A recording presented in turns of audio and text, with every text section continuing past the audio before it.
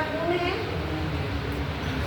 यह कविता बताती है कि आप क्या सीख कर रही हैं और उसी भांति इस कविता में विवेचना भी की गई है। अपने जीवन साथी से कदम मिलाते हुए आप आशा का संचार करते हुए कहती हैं, एक छोटा सा दीप जला दो। तो कभी दार्शनिक भाव से आपने कविता लिखी है, श्वेत चुनरिया ओढ़ के निकली कोई नहीं था दाग।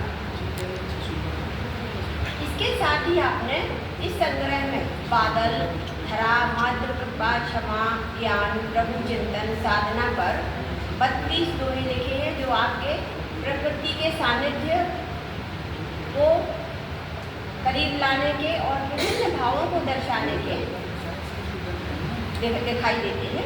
जहाँ आपने माँ, मातृ, पितृ, अनुग्रह, स्वर्ग, प्रतीक्षा, पर्यावरण एवं दिनकर क्यों प्रचंड हो रहा जैसे विषयों पर दृष्टि रखते हुए भी कविताएं लिखी हैं, जो बहुत पठनीय है।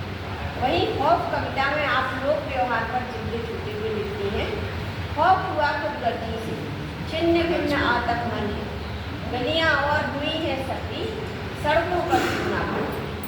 वास्तव में आज की दुनिया में स्वार्थीपन, भाईचारे का होना, भाईचारे का कम होना, अपनों के दुख सुख में काम न आना एक विषम स्थिति बनती जा रही है, जो कवित्री के मन में हमेशा से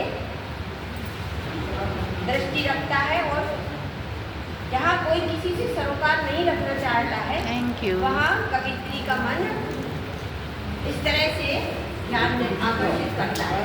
कहती है, यादें हुई हैं गुमशुदा तलाश जारी है। आप कहती हैं, यादें हुई हैं गुमशुदा तलाश जारी है, मुड़ने की कोशिशें हर शाम जारी है। स्मृति कविता में भी स्मृतियों की सघन श्रृंखला वह निकली नैनों के द्वारे। लिखती हैं, पढ़कर पाठक खुद को कविता से जोड़ते हुए भूले हुए पिछले एहसासों की दुनिया में विचरण करने को मजबूर हो जाता है। इसी तरह से इसी संग्रह में शब्दों का संसार निराला, मीठा कवि गरल का प्याला, आपकी सभी कविताएं एक से बढ़कर एक है, जो इस संग्रह में समेटी गई हैं। शब्दों का संसार निराला, मीठा कवि गरल का प्याला जैसी दिल को छू लेने वाली सुंदर कविताएं आपने अपनी कविताओं के माध्यम से मधुर यादों में डूबकर जीवन के गलियारों में घूमते हुए लिखा है। घटाओं में गिरता आज भर, बरसने को उद्यत रहा आज भी, से जीवन सागर की गहराई नापी। गीत प्रेम का गाने दो, प्यार का पंछी मेरी हीरा, पनघट पर लिखते हुए मन की कोमलता को भलीभांति दर्शाया गया है।